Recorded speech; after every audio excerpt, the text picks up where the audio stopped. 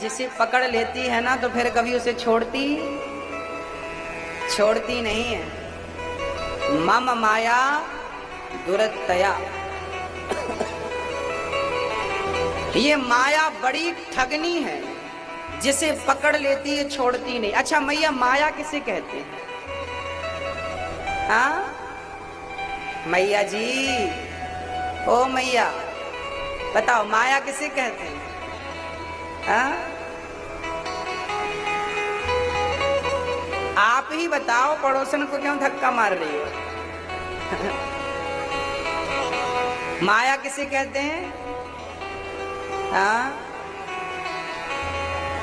माया कहते हैं मोह में फंसा हुआ ये बेटा है, ये मेरी बेटी है, ये मेरा मैं अर्थात लोगों को अपने देखा होगा, कई लोग ऐसे चलते हैं अहंकारी। थोड़ी सी संपत्ति क्या पाली, अहंकारी हो गए। और आपके गांव में तो जमीन बेच के लोग खूब अहंकार कर रहे हैं।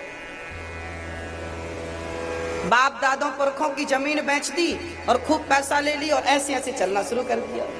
फिर भी ऐसे होंगे यहाँ पर, ऐसे पूरे भारत में पाए जाते हैं। हाँ मैया जी, आपके यहाँ है या नहीं? हाँ या ना? अहंकार। पास बहुत धन होने के बाद भी आपको अहंकार नहीं है, ये ईश्वर की कृपा। जिन पर ईश्वर की कृपा नहीं होती ना, वो अहंकारी हो जाते हैं। हाँ, और अहंकार यदि आया तो अहंकारी का पतन निश्चित होगा। बताइए, रावण जैसों का अहंकार नहीं चला। रावण जैसे अहंकारी जिनकी लंका सोने की थी, उस जमाने में खुद का हेलीकॉप्टर था, उस रावण का अहंकार नहीं चला, तो आपका और हमारा चलेगा? कहो मेरी माँ, चलेगा? अच्छा, आप लोग तो अहंकार नहीं करती हो, क्योंकि हमारी माताएं भी ना बड़े से उसका अहंकार करती है। मेरे पास बड़ा हार है, तेरे पास है? ये अहंकार सर्वनाश कर देता है। जिसको आया है उसका सर्वनाश हुआ। इसलिए हम तो कहते हैं ये अहंकार आपके घर की देहरी पार करे दर्प। और मोह निशा सब सोवनिहारा, देखा हूं स्वप्न अनेक प्रकार। ये मोह की रात्रि कल मरती है कि परसों मरती है पता नहीं, वो भी अभी नाती पोतों में उलझी है।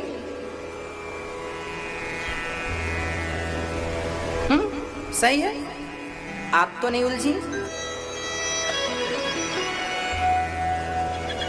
मोह मत करिए। नाती पोता ठीक है, खिलाइए सबको। होती है कि कल बंद होती है, श्वास आज बंद होती है कि कल बंद होती है। इसलिए ये दुनिया के लोगों से मोहब्बत ना करना, ये यहीं रह जाएंगे, तुम्हारे नाम के रसगुल्ले खाएंगे, आपकी गति बिगड़ जाएगी। अच्छा एक बात बताओ मैया जी, एक सीढ़ी हम चढ़े और फिर फिसल गए ना तो चोट नहीं लगेगी। अच्छा दूसरी सीढ़ी से गिर गए, ये जो मानव का तन है ये आखिरी सीढ़ी है। 84 लाख सीढ़ियां आपने पार कर ली। उन 84 लाख सीढ़ियों को पार करने के बाद ये मनुष्य का तन प्राप्त हुआ। यदि यहाँ से फिसलोगे ना तो सीधे 84 लाख सीढ़ियों नीचे जाकर के गिरोगे नाली। यहाँ से अब आगे एक कदम की दूरी पे गोविंद है, भगवान है, ईश्वर है, मोक्ष का द्वार है। भव सागर से मुक्ति मिल जाएगी, आना जाना छूट जाएगा और सदा सदा के लिए भगवान का साक्षात्कार होगा, दर्शन होगा। एकदम करीब पहुंच गए हैं आप। इसलिए मरते समय किसे याद करेंगे? बताइए, किसे याद करेंगे? श्री कृष्ण कृष्ण कृष्ण।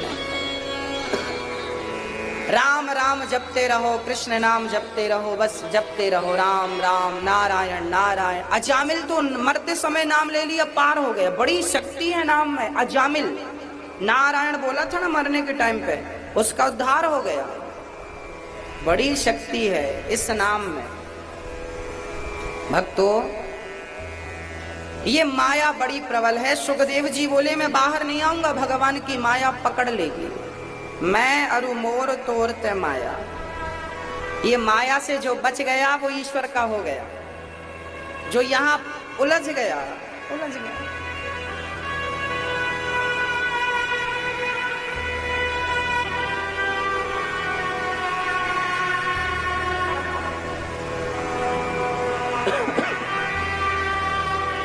भक्तों, सुखदेव जी कहते हैं कि स्वयं भगवान आकर कहेंगे तो मैं बाहर आऊंगा। जब भगवान ने आकर सांत्वना दी, सुखदेव बेटा मेरी माया आपका कुछ नहीं बिगाड़ेगी, तब सुखदेव जी बाहर आए और जन्म लेते ही अपने नरे को अपने कंधे पे टांगा और चल पड़े। सन्यासी जन्म लेते ही सन्यास ले लिया। पिताजी चिल्ला रहे हैं बेटा शादी कर लो, विवाह कर लो, बच्चे पैदा कर लो, फिर तुम चले जाना। सुखदेव जी बोले ये माया के जाल में कोई एक बार उलझ जाए ना तो फिर उलझता जाता है, सुलझने का रास्ता नहीं मिलता, बस उलझता जाता है। सुखदेव जी रुके नहीं, चल पड़े। चलते चलते वृक्षों ने आवाज लगाई, पिताजी पिताजी। जब पुत्र पुत्र चिल्ला रहे, पुत्रेति तन्मयतया तरवो विने दुस तरवह, ये वृक्षों ने आवाज लगाई। वाह सुखदेव जी, वाह व्यास जी, आप अपने बच्चे से इतना मोह करते हैं, हम तो इतने मोही नहीं हैं। हम वृक्ष होकर भी आपकी तरह रोते नहीं हैं, बिलखते नहीं हैं। हमारे फल भी लोग उठा उठा कर ले जाते हैं, हम शिकायत थोड़ी करते हैं। अब तो कर लिए। सुखदेव जी ही ब्रह्मा की बनाई सृष्टि में मात्र सुखदेव एक ऐसे थे जिन्होंने काम और क्रोध को जीता था। काम और क्रोध दोनों जीत लिए।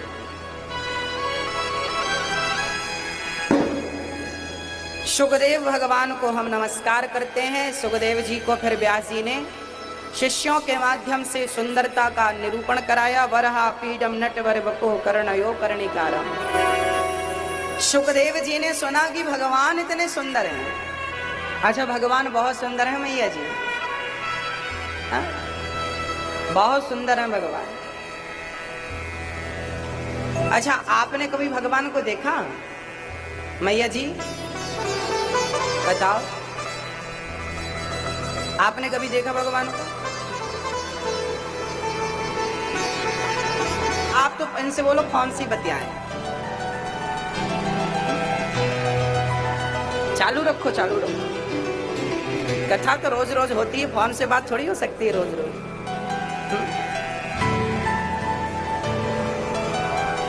कौन है ये? कोई कहे कि मूर्ति है, भगवान थोड़ी है। बिल्कुल सही बात है। आप मेरी कौन हो बताओ? आप मेरी कौन हो?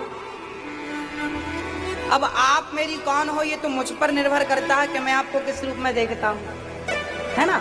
आप पर निर्भर नहीं करेगा। चलिए मैं अपना नजरिया बोलता हूं। आप मेरी माँ हो, आप मेरी बहन हो, एक परफेक्ट बात है।